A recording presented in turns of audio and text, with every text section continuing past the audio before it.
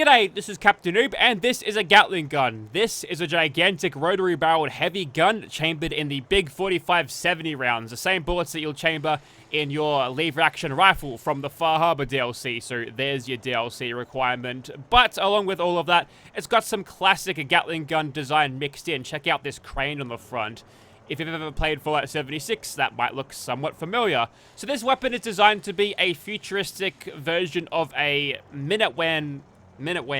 This weapon was designed to be somewhat of a Minuteman-based weapon. Just like the laser musket being an updated, futurized version of a musket, this thing is basically a futurized version of a Gatling gun, complete with its own motor instead of a hand crank to get the thing firing, allowing for better rate of fire and more effectiveness in combat, you see. So that's the thinking behind this thing, and I think this thing was originally released as a turret mod, but now you can run around with it as a standalone weapon, which is kind of nice. And despite being a particularly well-made Nif-Bash weapon, unless you're looking at it very closely, you can't even tell. This is one of the more seamless sort of designs for any Nif-Bash weapon, and I think it looks really, really good. But let's get into the attachments. First of all, we've got the barrels, just like your standard minigun. So you can have a light barrel if you're concerned about the weight of this thing. Right now it's 60 pounds just in its base normal version, so a bit taxing on your carry weight. Perhaps a power armor only weapon if you're utilizing this in, say, survival, but don't worry, we're strong enough to carry this. We make them tough here at Captain Noob. There's also a suppressed barrel here, which is kind of cool. So if you want to have a little bit of a sneaky run with this, and that's going to give you a little bit of an edge for stealth, but it will cost you a lot of range and a bit of fire rate as well. In performance reasons, the heavy barrel is going to be the strongest here. It gives you less range than the standard barrel, but not too much less range. But the fire rate bonus here is going to make the DPS so much better. And at that 75 damage, we're going to need every bit of fire rate that we can possibly get. We might try out the suppressed barrel on a different version of this thing, but for now, we'll leave the heavy barrel on and we'll move on to sights. And utilizing that Picatinny rail at the top, you can have iron sights, reflex sights, or a short scope. So if you want to make this thing more of a sniper, then that's certainly a thing that you can do. Let's not do that for this one. We'll go for a reflex sight on this, and then we shall move on. Legendary effect provided by legendary modification. We'll skip over that. And you can change the crane here. So if you don't like the extra framing around the barrel, you can put a cap on it. There you go. A muzzled crane will increase your damage and give your rest of the barrels protection, although that little muzzle there will heat up very fast, so hopefully it's made out of some sturdy materials. And a shielded crane here will give you better fire rate with recoil control, but worse range and also heavier. I don't know why you'd want to do that, to be honest. Why would you want to have less range, and how would that cost you range? Interesting. Muzzle crane gives you better range and accuracy and damage, so there's no reason not to throw that one on. That seems like the best. And underbarrel stuff is where it gets a little bit more interesting. So this is the wheels. This is your recoil compensating stock. So in its original turret form, those wheels were there just to hold the thing up. If you want to equip those, they're going to incur a lot of clipping, which is bad for immersion, but better aim with scopes. So it's like a bipod sort of thing. Next, we've got a ballistic shield, which will reduce your damage by half if you're standing still. Very good. Very useful for utilizing with something like the Sentinel's legendary effect to make yourself super tanky. An extended drum will give you a higher ammo capacity. Keep in mind that these modifications will give it a weight of in excess of 100 pounds, which is very heavy indeed. That's a lot of carry weight wasted on just this one thing. It's probably too much, but we don't have to worry about the carry weight management here because it's the only thing we're going to be carrying around. They'll probably limit us to at least 3 or 4 of these in our inventory before we start slowing down. Anyways, so that's our tactical Gatling gun. We're going to make a couple more of these and we'll see how we go. So I'm here at Claire's, and this weapon is injected onto the leveled list at level 35, but I've got a familiar face standing behind me being all creepy. Let's see what you have. Look at him. Ah, here it is. Here's a scoped Gatling gun. So when you get it in the leveled list, it's all randomized with the parts. So, you know, variety, spice of life and all of that. So that's cool. We'll be probably changing this one. We'll keep the scope though, I think. May as well show you what I've got now on a workbench, makes it slightly easier to explain. So this is one that I created previously. The suppressed gun, this is the one where I've found at Claire's. I've put a muzzle on it to increase the range to decrease the penalty for those suppressed barrels, and also wheels because that's your bipod. That'll give me better aim with scopes, and That scope on the top looks a lot like the Far Harbor DLC harpoon gun scope, so good use of assets there. And lastly, I've got this one. This one's got a higher rate of fire with the shielded barrel and the heavy barrel. And since we're going to have to be up close because there's a slight range penalty, I've put on that giant ballistic shield. There's some iron sights as well to go along with that. So there we go. That's 104 pounds, that's 87, and that's 112. So I'm like almost 300 pounds just with these guns by themselves. But we've got plenty of room to, I don't know, pick up loot if we feel like it, but damn, that's heavy. It's probably the heaviest set of guns I've ever used in weapon mods, so there you go.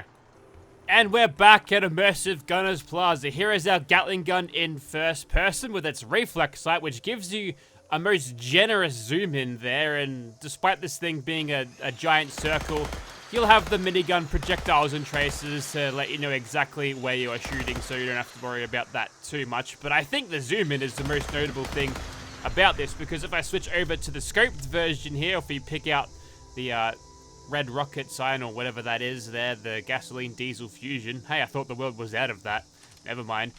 It's a similar zoom in to what we get out of the reflex sight, which is interesting. Plus, the reflex sight being an open glass port, it's not going to completely block your view whilst using this when you want to hip fire. Because look at that. I can't see what's in front of me. This is like Institute rifle spec of getting in the way of your view. Lastly, I've got this one. This is the rate of fire version, which fires that fast, which is pretty good. The range on this thing is less than spectacular, so we'll have to get nice and close. Obviously, that's why I put the big ballistic shield on it, which looks like that. Now, elephant in the room, when you're utilizing the wheels, although it works as a bipod, observe when I crouch, a little bit of scope sway, crouch, and the wheels go down, and the sway is gone, so that's pretty helpful. But if you utilize this thing, that was an unnecessary T-pose, don't you think? If you utilize this thing in third person, when you walk, your right knee will go straight through that wheel, which you won't be able to notice unless you're really looking close to it, but a little bit of clipping that goes on, so don't equip your NPC followers with this thing if you've got a thing against knee clipping, I suppose. But we'll get started here, and we'll utilize our version with the scope and the suppressed barrels to start off with, although I should stress that there's going to be a little bit of a gap between the DPS on this thing because, well, it's not the strongest thing in the world. It's fairly accurate for what it is, but you'll see that the rate of fire is slow. Very slow indeed. We could alleviate that a little bit by utilizing the slow motion VAFs, really make sure our VAT shots count. And as we do that, we can get ourselves a little bit of gun through damage to go along with that. This weapon being a heavy gun, most of these rotary barrel guns have the 10-round burst when it comes to utilizing VATs, and I can't see that guy. I'm just going to shoot at his nameplate. Thank you. So far, so good, but as soon as we stop being able to get those sneak criticals, I think we'll see a little bit of a more true representation of what this thing can do. That is if they want to actually come up to me. But yeah, 27 damage. That guy's almost dead anyway, so it's not going to count for much. But this guy, full health. If I try not to miss any shots there, the time to kill there, she's got enough time to read all 7 Harry Potter books before her health bar reaches 0. So when you're in a situation where you're getting swarmed by like 10 dudes and they're all shooting at you, the DPS solution here, not too great. So let's go over to our Super Magazine Reflex Sight version and do slightly better. There's just little bits of minigun in this to make it feel like it's a, I don't know, they're bullet sponging it up at the moment. I'd expect a little bit more out of the 35-70 or 45-70 rounds, I should say. 35, I don't know where that come from. Nick Dacos, maybe. It also has the glowing barrel when you shoot it too, so that's kind of cool. As you fire, that barrel will get nice and glowy, which they dropped for like 76. To utilize this weapon effectively, there's a couple of things you can do. Very, very strong in VATs, getting those consistent headshots. That guy threw a grenade directly into the tree you were standing behind. Took no damage, must have been a smart frag. But if you utilize crits with this thing, you'll find yourself racking out damage like it's going out of style, so that's pretty good. I think at this point we can utilize our super close range version, and we'll just get nice and close to these guys. Maybe utilize our version with close range power in slow motion for that little bit of that cinematic effect. And since we've got the Sentinel effect on here, I looked in the creation kit to figure out exactly what that was, but if we stand still, we're hopefully copying less damage. So we'll be looking to capitalize on that as we stand here and take all this damage. I've got to say, for a big heavy gun like this, we're almost at less than 20% health. It's kind of struggling. I don't know why. I thought it'd be a little bit more effective than this as a level 35 weapon, but... Ooh, Invisible Man strikes again. Luckily for me, I've got hit markers and ability to know exactly how much damage I'm producing, so he goes down without too much of a fight. Missed shots, whatever. So, I suppose one of the more balancing elements on this thing would be the ammo scarcity, but I think, honestly, I'd just rather use a lever action rifle and just utilize its power to get massive amounts of crits to do the damage, because it's going to be slightly more effective at doing that. Plus, you can have an instigating version, utilizing Gun Fu, and you can get a whole lot of good stealthy work done.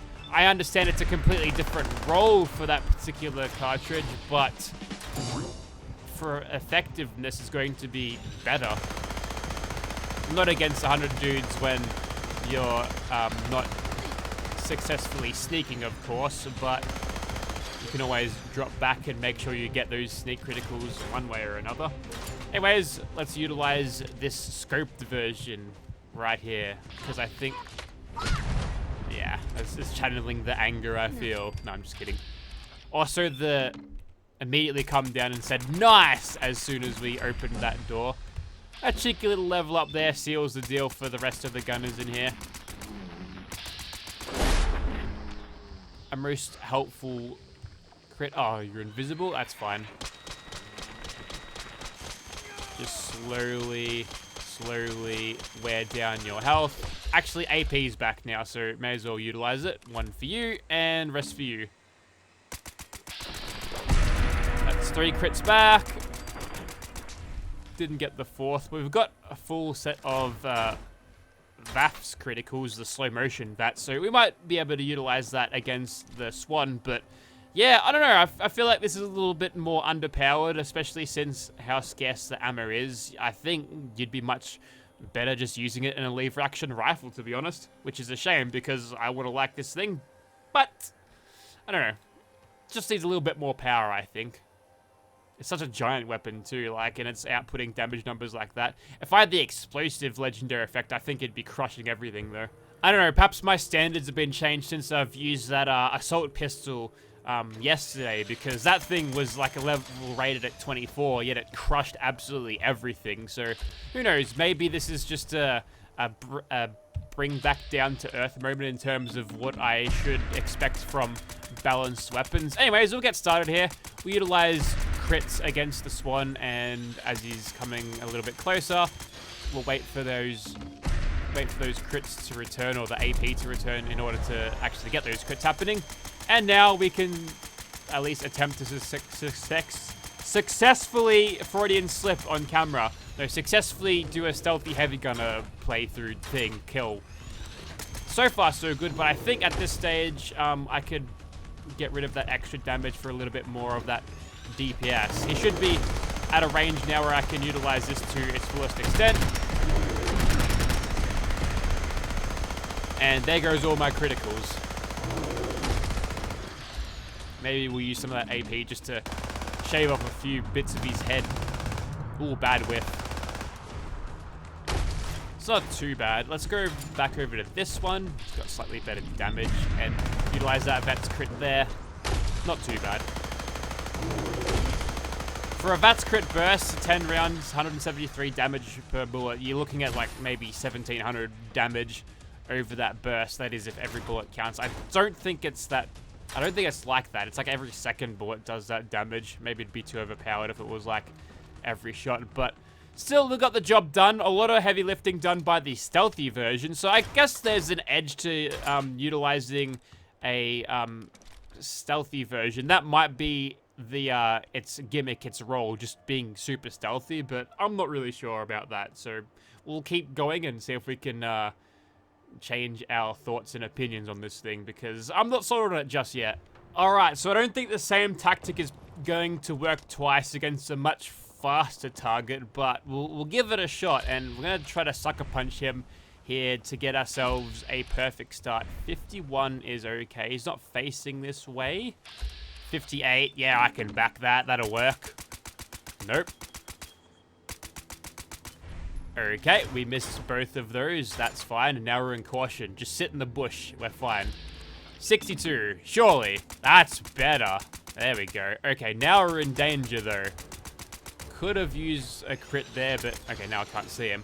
Now we, panic, I think.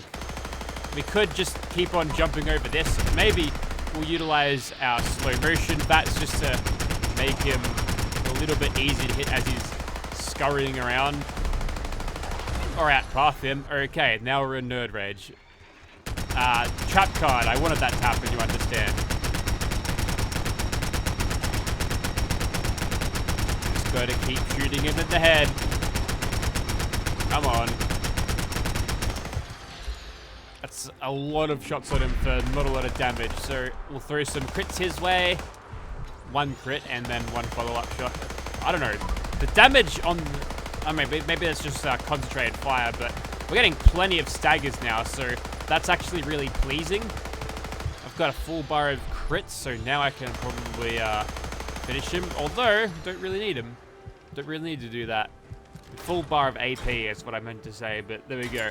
So looks like we can beat a faster moving target just through sheer weight of stagger, which I haven't observed from this weapon until this point, which was a particularly timely moment to discover that capability, but you'd expect that out of sort of any rotary barrel thing that fires the 35-70 rounds. Those things are made to stop wild hogs, man, so there's that. Alright, maybe we'll have time for just one more monster, so we'll pick carefully. Okay, one last monster, but I don't intend on playing fair here. No, no, no, no, no. We'll find the big boy and, eat this. Oh, yeah. Look at those hits that aren't counted as hits because bad VATS rolls. Enter an explosive version. Yeah, with extra rate of fire, and make sure he doesn't hit you. He hits pretty hard. You can dance around these things. Okay, now that he's the sole focus, let's light him up. Oh yeah, that DPS on him. I think he's stuck actually. That's a shame. I'm gonna go for his legs. If we miss, then we're gonna hit the ground anyway and hopefully get the explosive damage. Lower. Point the, never mind. Point the minigun down. Hit his legs. Alright, so this one's nice. It's exactly what we needed this minigun to be doing all day, but nope. We got it at the end. It's fine.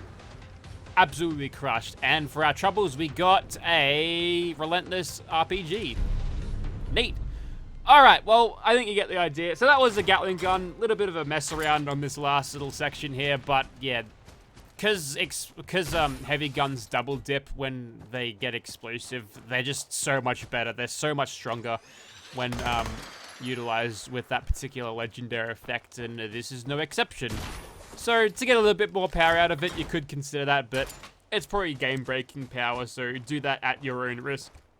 But if you're interested in seeing this thing in your game, check out the link in the description. There's also an Xbox port, and if I can find an Xbox port of the turret version of this particular weapon, then I'll throw that in the link box down below. The description box, link box, you get what I mean. Anyways, so as we dive off the car there for no well-explained reason, that's it for me. Thank you very much for watching, guys. Check out this mod if you want it. Is it good enough? I like it, but I think it could be doing a little bit better, you know? Just bump those damage numbers up a little bit. Make it feel like a true endgame spec weapon, especially since these rounds are so expensive and so heavy, at least in survival mode, and so scarce that you want to make sure that you're making good use of them rather than, you know, using them for a weapon which doesn't really utilize them effectively. It's like the Gauss minigun in Fallout 76, how it feels like a huge waste to use those 2mm electromagnetic cartridges over a Gauss rifle or shotgun, for example. Just a little bit more damage, and I feel like this thing could be a weapon that is more fairly balanced, at least in my opinion. But there it is, as it is, and I'll see you next time. Check out the links if you download it. It's there. Bye.